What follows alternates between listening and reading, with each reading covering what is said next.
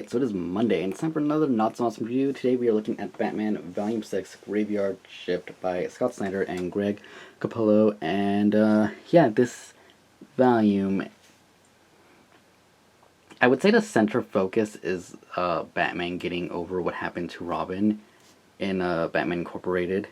But there's also, like, a few other stories. This thing isn't like Court of Owls or Death of the Family or Zero Year, where it's like one long story. This is more like, it even says it in the back, they're kind of like standalone pieces. There is a second cover, looks cool. Batman, bat symbol in the sky, signal symbol, same difference. Not that I really need to do this, but again, nothing really underneath that, or on the side. I mean, yeah, just something that always bugs me about DC books is that they could at least put it so you can read it in case you lose the dust jacket or something, is, library books, if you buy it used. But yeah, that's a whole topic for another thing. Scott Snyder, Volume 6, picture. Snyder might be the defining Batman writer of our generation, Complex Magazine. This is Snyder and Capullo's show. This is work of two men at the top of their games. There has never been more confidence in their storytelling. Pretty sure that's not what the word is, but whatever.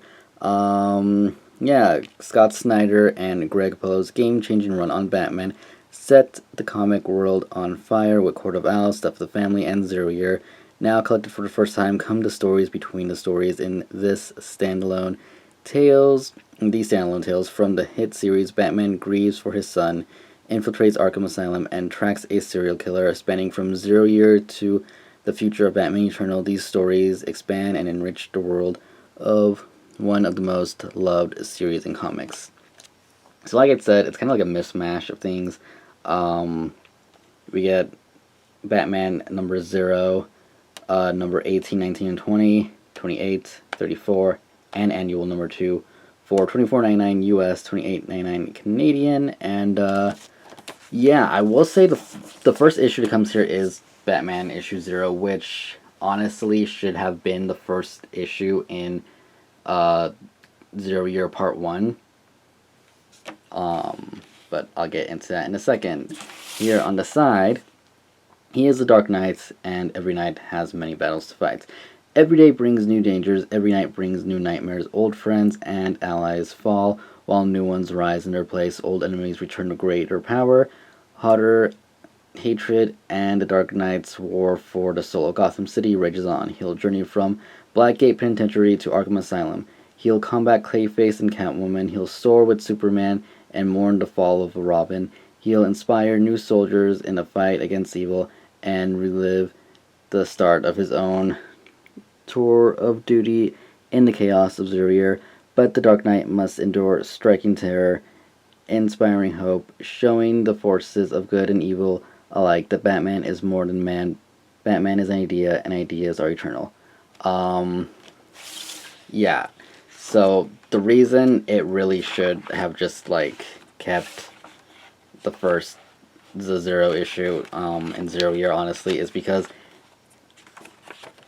it's the Red Hood Gang. And if you read volume, I believe it's 4, the Red Hood Gang is basically the whole center of that story.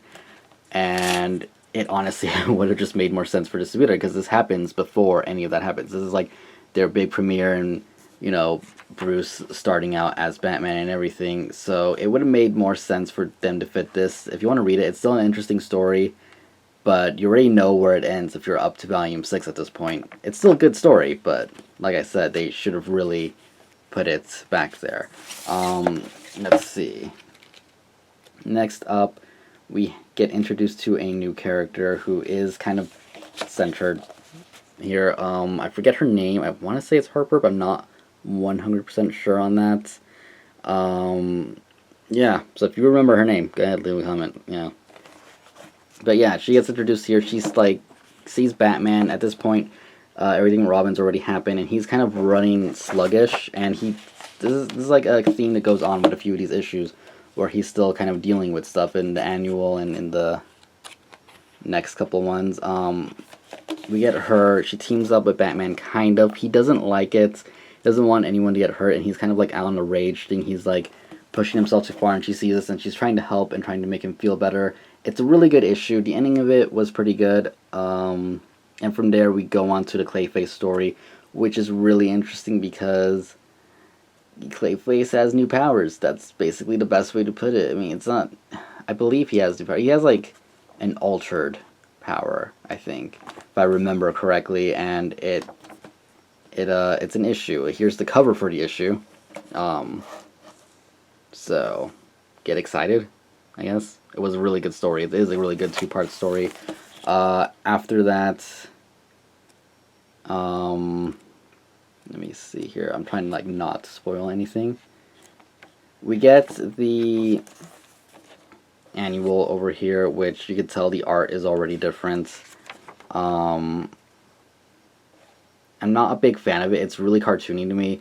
But yeah, Batman gets locked up in Arkham and goes looking for a certain prisoner. It's a really interesting story. I didn't enjoy it that much. It's just it's a good story, but I don't know. I don't know how to describe it. It's good. It's worth reading, but it's not something I'd want to read again. At least not anytime soon. But it is different. And it does do more mind stuff with him and Robin in the end. Back here, I don't remember what issue this is, to be honest. Like, I wish they told you on the side here where they show the cover. They don't. The art's different. It's just another random story.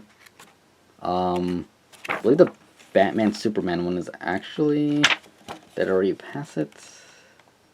Yeah, I already passed it. There is a Batman Superman story. I remember correctly, that one was a backup story in some of the issues, but I'm not 100% sure.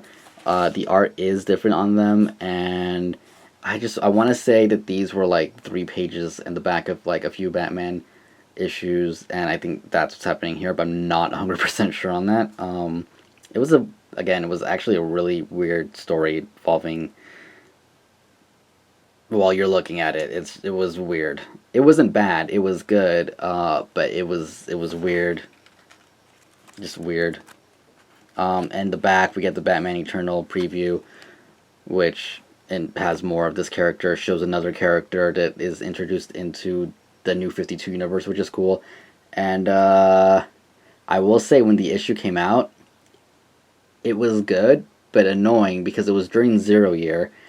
And it's like 0 Year lasted, I think, a whole year almost, like, in issues, coming out monthly. And the problem with that is, like, we were so close to the end that they put out this issue of Batman, and it's like, hey, it's a preview for 0 Year. And you're kind of like, cool, is that going to be in the back? No, the entire issue is the preview for 0 Year. You didn't get, not 0 Year, preview for Batman Eternal.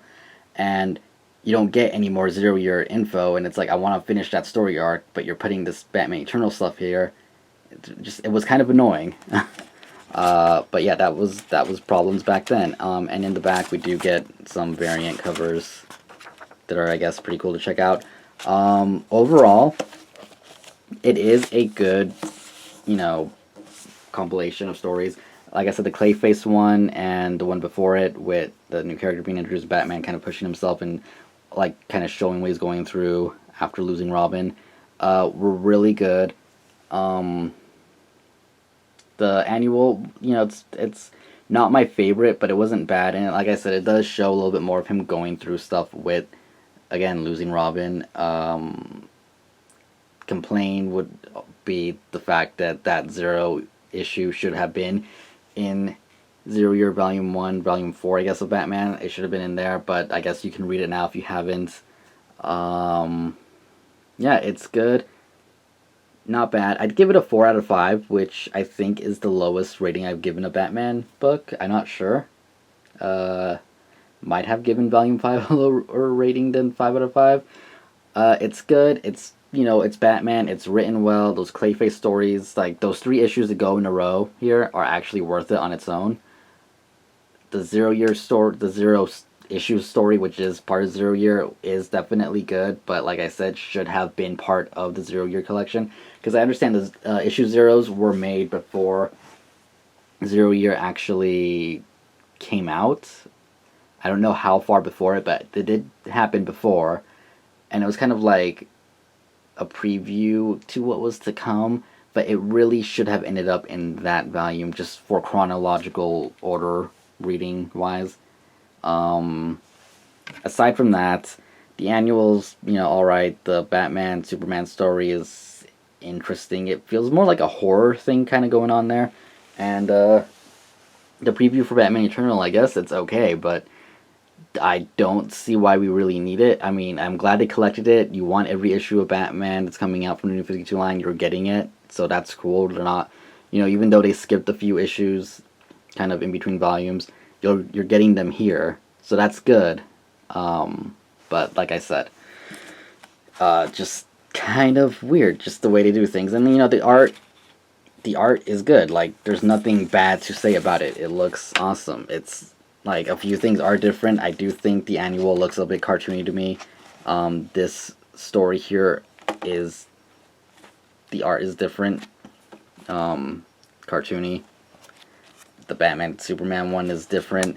So it's varying artists, but you get what you get.